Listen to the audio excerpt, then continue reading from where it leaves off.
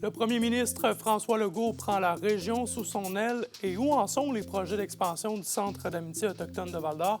Voici ce qu'on a suivi pour vous aujourd'hui.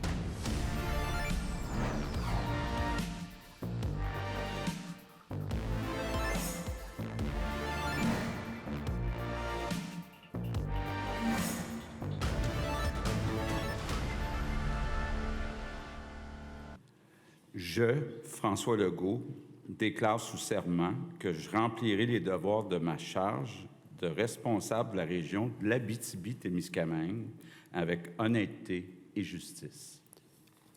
Bonsoir tout le monde, ici André Audet pour vos informations régionales. Eh bien, on vient de l'entendre, là, le premier ministre François Legault qui s'est officiellement nommé ministre responsable de la région en marge de son remaniement ministériel qui a eu lieu cet après-midi.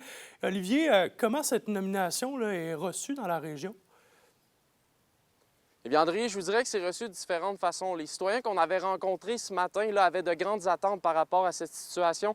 Ils espéraient qu'un député de la région soit nommé là, ministre responsable. Du côté là, du président de la conférence des préfets de la MRC d'Abitibi-Témiscamingue, Jean-Claude Bégin, on qualifie là, cette nomination de prudence, mais il mentionne également qu'elle est symbolique. Là.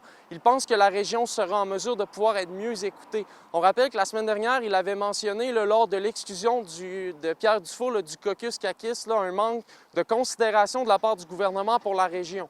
Alors que de son côté, le président de la Chambre de commerce et d'industrie de Rouyn-Noranda voit cette nomination d'un bon œil. Là, Stéphane Brown qui voit donc une manière d'accéder directement à la tête du gouvernement. On souhaite que le premier ministre investisse chez nous, mais c'est certain qu'on aurait souhaité tout de même avoir un ministre issu de notre territoire qui connaît les enjeux, mais avoir le premier ministre, c'est certain que on va être entendu, mais ce qu'on souhaite le plus, c'est d'être compris. C'est certain qu'il y a beaucoup de dossiers qui ont été amenés à la table là, dans les dernières années et puis on n'a pas eu beaucoup de réponses par les ministres qui étaient en place. Avec M. Legault, on a très hâte de le rencontrer et puis d'amener nos points sur la table et puis de voir les opportunités qui s'offrent en Abitibi-Témiscamingue. Et Olivier, là, il y a certains ministères qui touchent des enjeux propres à notre région là, qui voient de nouveaux visages à leur tête. Oui, on n'a qu'à penser à Jean-François Simard là, qui va prendre maintenant le contrôle du ministère de la Forêt et des Ressources naturelles. Il succède à Maïté Blanchet-Vézina qui a été écartée du Conseil des ministres. Là, on le sait qu'au cours des dernières semaines, les négociations entourant le nouveau régime forestier ont fait couler beaucoup d'encre. Il y a également Donald Martel qui va remplacer là, André Laforêt au niveau du ministère de l'Agriculture. Et il y a également là, Yann Lafrenière qu'on surveillait puisque lui va garder donc son rôle de ministre responsable des relations avec les Premières Nations et des Inuits. Mais en plus de ça, bien, il va chapeauter maintenant le ministère de la Sécurité publique. Et pour la directrice générale du Centre d'amitié autochtone de Val-d'Or, Édith Loutier, on salue la décision de continuer avec Yann Lafrenière. C'est une continuité. Je pense qu'il y a des grands enjeux qui nécessitent un bon leadership du gouvernement pour parler avec les Premières Nations sur l'enjeu de la forêt notamment. Donc, je pense que dans le contexte, c'est une sage décision de maintenir le même ministre dans ces dialogues et ces discussions-là. André, François Legault n'a pas mentionné là, lors de son assermentation de quelle façon il voyait ses nouvelles responsabilités en tant que ministre responsable de la région. Bien, on va surveiller comment il va jongler avec tout ça. Merci beaucoup, Olivier. Et à Val-d'Or, les projets du Centre d'amitié autochtone de Val-d'Or, oui, poursuivent leur chemin, notamment les logements de transition et l'agrandissement du centre. Zachary Desrosiers a plus de détails. Les projets du Centre d'amitié autochtone de Val-d'Or continuent d'avancer, malgré du retard. D'abord, le chantier de 23 logements de transition Anwatan-Miigwech sur la 4e avenue avait été interrompu en février dernier à la suite d'un incendie criminel. Les travaux ont repris au début de l'été. Un incendie criminel implique plusieurs éléments, dont une enquête policière, une évaluation des assurances de l'entrepreneur. Donc, le chantier a été complètement fermé pour tout ce processus-là. Donc, ça a pris plusieurs mois. L'incendie a été déclaré en février de cette année. Et là, on vient de reprendre les travaux là, au courant de l'été. Donc, oui, ça a mis vraiment un frein là, à notre échéancier qui... Initialement, on entrait nos locataires ce mois-ci, là, cette semaine-ci. L'entrée des futurs locataires est toujours en préparation. Bien, ça, c'est un des volets du travail sur lequel on est en train de se pencher. C'est que le centre doit d'abord vraiment dresser là, les profils de population. Maintenant, c'est de voir de quelle manière on établit les priorités d'accès. On veut autant d'hommes que de femmes. Donc, on a un exercice à faire autour de cette évaluation-là. En parallèle, le Centre d'amitié autochtone travaille d'arrache-pied pour les services qui seront offerts directement aux résidents. Puis, ce qu'on fait aussi en parallèle, c'est de structurer l'offre de services.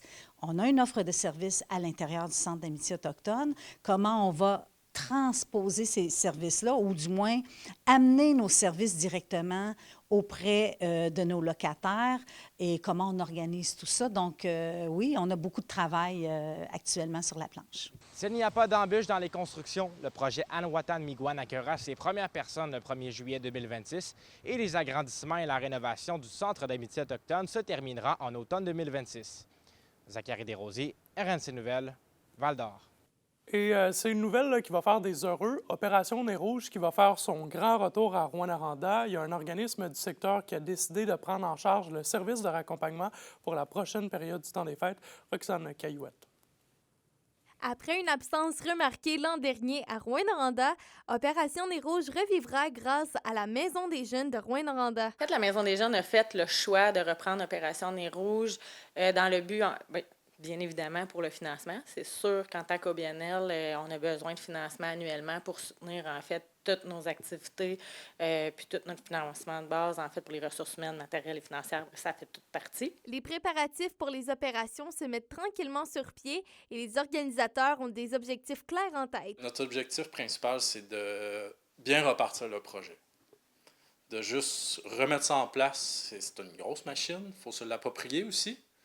Donc, juste de bien rendre le service sera déjà un bel obstacle d'accompli. Le but de reprendre une telle opération, c'est pas de la repasser par après. En fait, les dauphins l'ont eu pendant énormément d'années.